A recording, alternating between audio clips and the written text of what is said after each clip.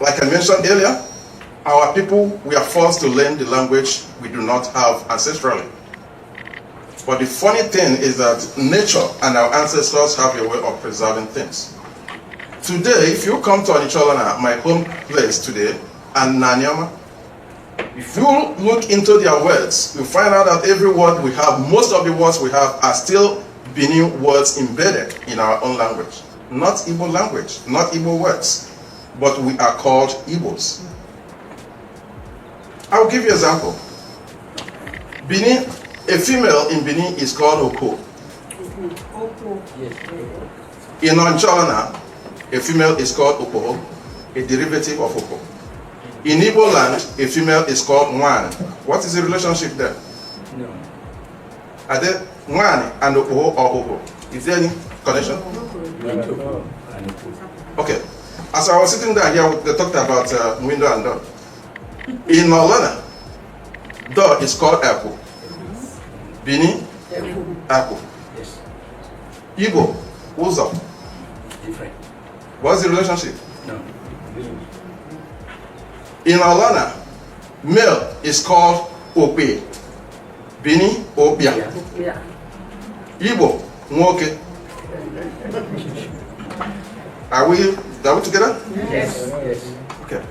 In Bini, old or aged man, somebody that is matured, married or not, is called Opioba. Olana, Okioba. Bini, Nnukwu Nwoke. Igbo. That's what Igbo I mean. Nwoke or Nnukwu Nwoke. Or Iche.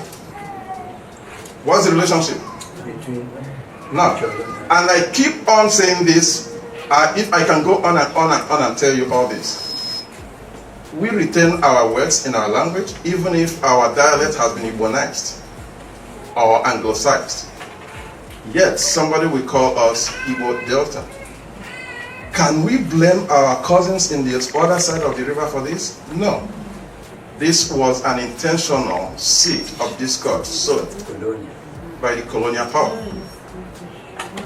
to ensure that there is perpetual disunity and ensure that we do not live in peace with one another. Let's move forward, because if I continue on this, we can stay here and talk too much about it. We have even, ancestor. Benin will say Enika. Olona will say Enika. What's the difference? No, similar. Igbo, we say Molian. Alright, let's go on. So I'm going to cut off a lot of things because of time. Let's focus on this Ikomioto name, because it's a very key discussion that's going on now in Nigeria and in Delta States. The place we call Anioma today, that name took on that name in 1951. I asked somebody, not quite long, with this argument you are making, what was the name of this land before it was called Anyama? Because the very community did not start in 1951. Neither did it start in 1953. The person was looking at me. Okay, and I told him, well, in case you don't know, this very land has undergone name change 6 times. He was looking at me. I said, fine. The first name given to this land was Ihomioto, and that name was given to it by Oba Urogwa.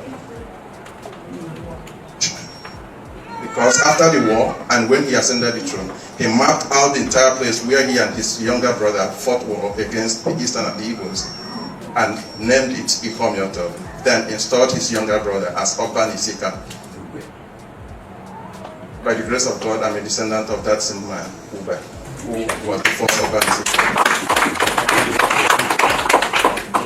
Next, when the British arrived in the late 1800s, like I mentioned earlier, they couldn't pronounce the word Ihomioto. Instead, they called everybody in the western side of the river the West Bank of the Niger, or the people of the West Bank of the Niger. I suppose they were still looking for a better name. Fast forward, as they have now formed alliance with the Igbos, they sought a better name to give to it. The Igbos translated Ihomioto to their language and called it Onochiane, Onde Nochiane. Again, that was a difficult language for them. They can't pronounce it either. Then after this Kumeku war has started, well, good enough, they found a word. Because we are now the warriors fighting against them based on Ekumeku and Yocham, and Magic. So they started calling us Ekumeku people. The actual pronunciation word is Ekumeku, but they can't pronounce it well, it turns into Ekumeku. Then, after the amalgamation and the formation of Nigeria, they now changed the entire thing and found a new name, Western Igbos. Because now they have grouped us into the Igbo group. So the Eastern Igbo are the people on the eastern side of the river, while those in the western side of the river are now called Western Igbos.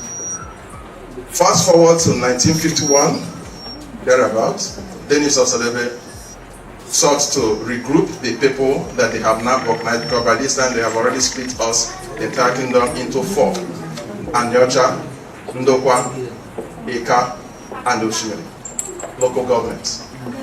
So a way to bring us together, Denis Osadebe and his team moved to form a new name that will be suitable for the land. So they took the first letter of each of the 4 local governments and then added the movement association to it to form Anyama. So we now have A for Anyocha, N Ndokwa, I, Eka, O, Oshimiri.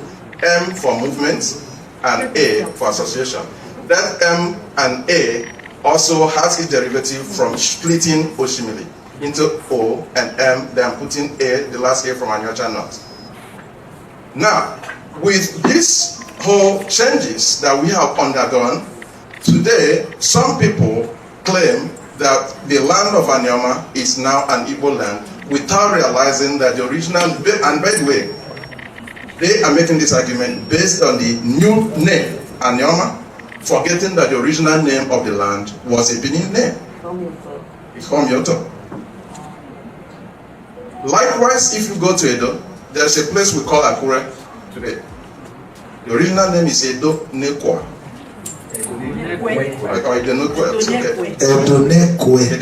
Thank you. But again, because of these name changes, to adapt them to a particular ethnic group, we had it shut down again. It's now called Akure. The old Benin name to it is gone. And somebody can easily call them Yorubas, but they are Beninese. I need to move forward in this because, again, we can stay here and talk about this for many